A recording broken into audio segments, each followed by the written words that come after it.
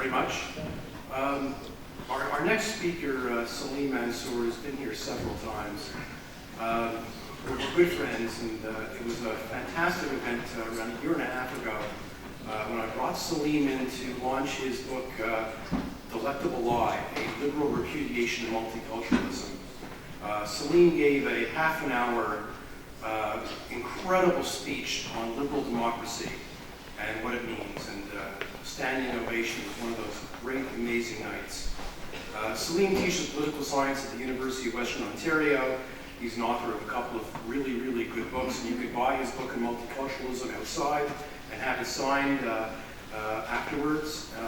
Please welcome Salim Mansur.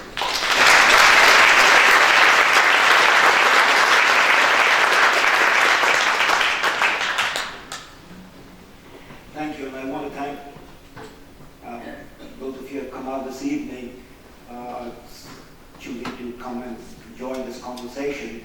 I call it a conversation on, most of us agree, a very important topic, if not the most important topic of our time, Islam and Islamism, and tune out the very important seventh game of trying to make a league. So even as we discuss this extremely important question, I think many of us will be hoping that our maple leaf can get the seventh game of all possibilities. Not all of us. You can't be right there. Well, Muslims, non-Muslims, people live in history. Muslims live in history.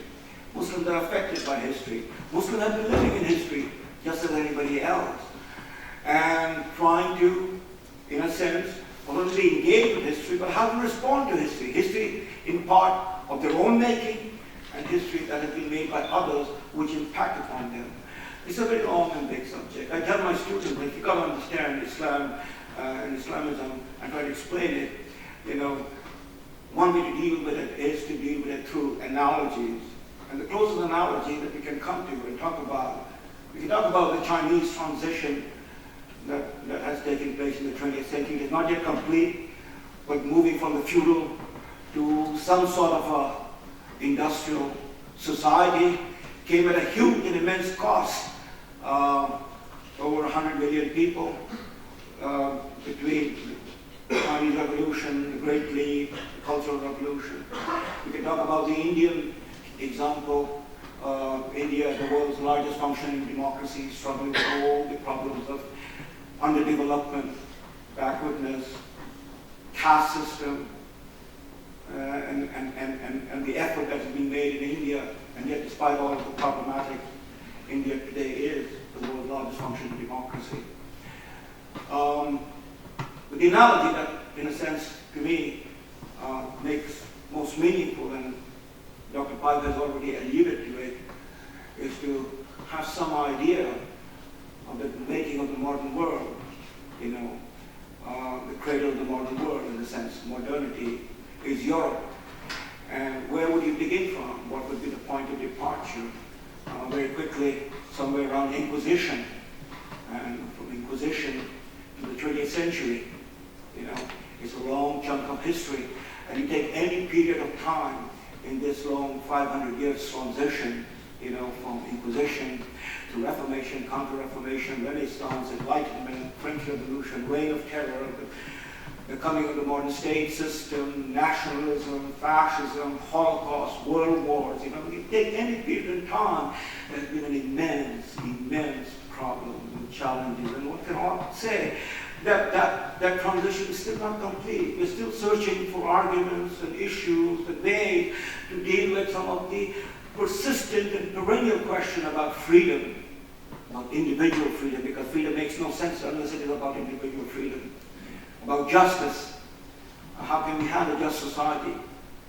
About what Burke called the ordered liberty. That is the analogy that the Muslim world is faced with. The Muslim world has its own history, its own particular. We don't have the time to get into it. But over the last 500 years, as the West engaged in the making of the modern world. Not that they were conscious about it. As the slow process began, the Muslim world, and I'm using it in that broad sense of it, a civilization and a culture. It's not an ethnic idea. Muslims are not, the word Muslim doesn't mean an ethnicity, no more than Christianity means an ethnicity, or Buddhism means an ethnicity. So the Muslim world, this vast part of our world, stretching across from the Atlantic to the Pacific, has been also responding or interacting with that process.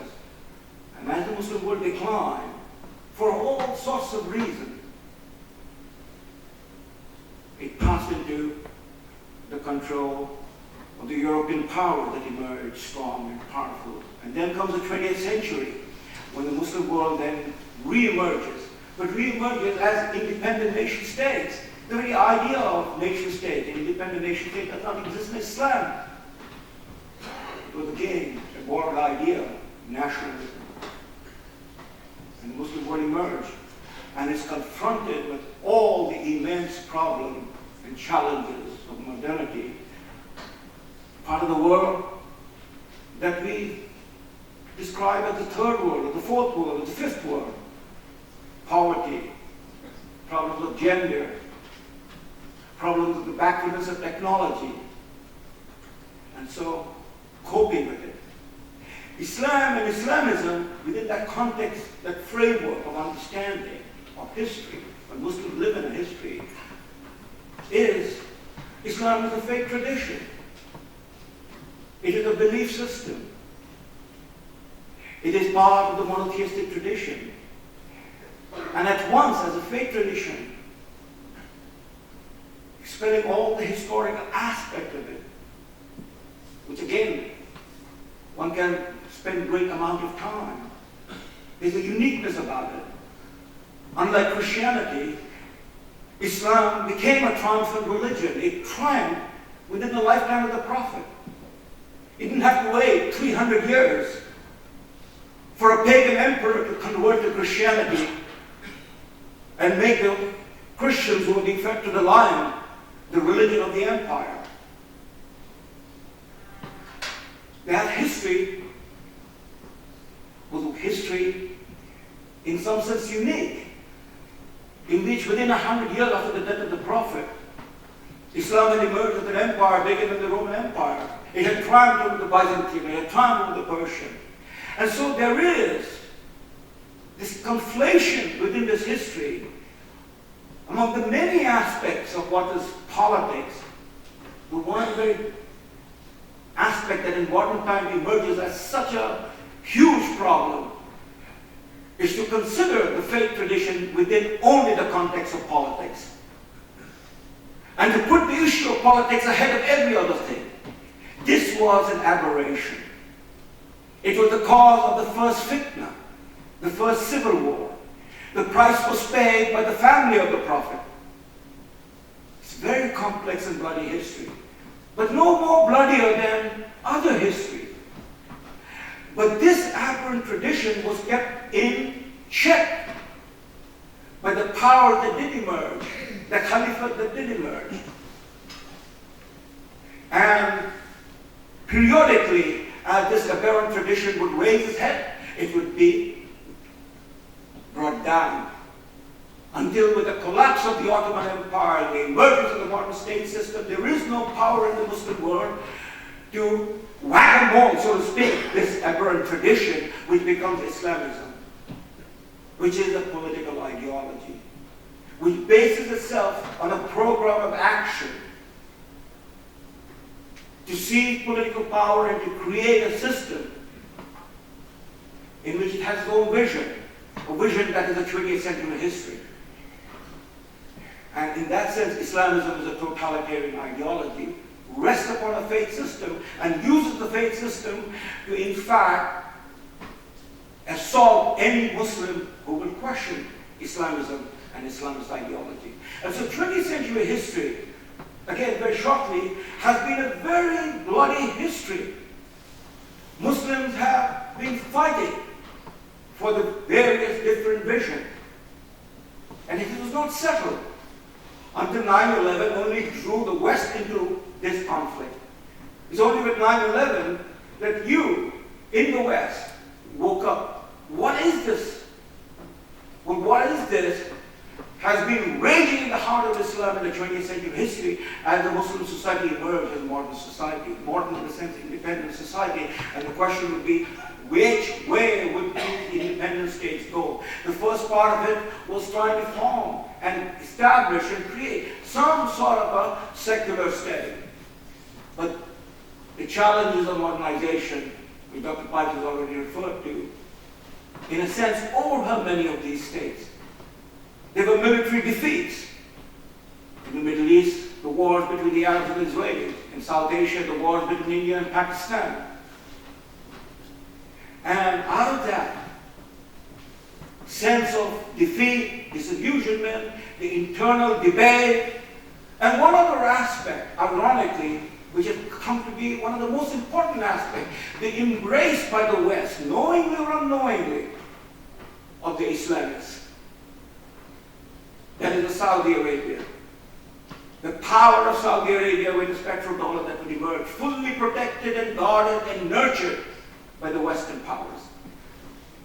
The people who took power in Saudi Arabia were being given the whack-a-mole by the Ottoman Empire, the Wahhabis.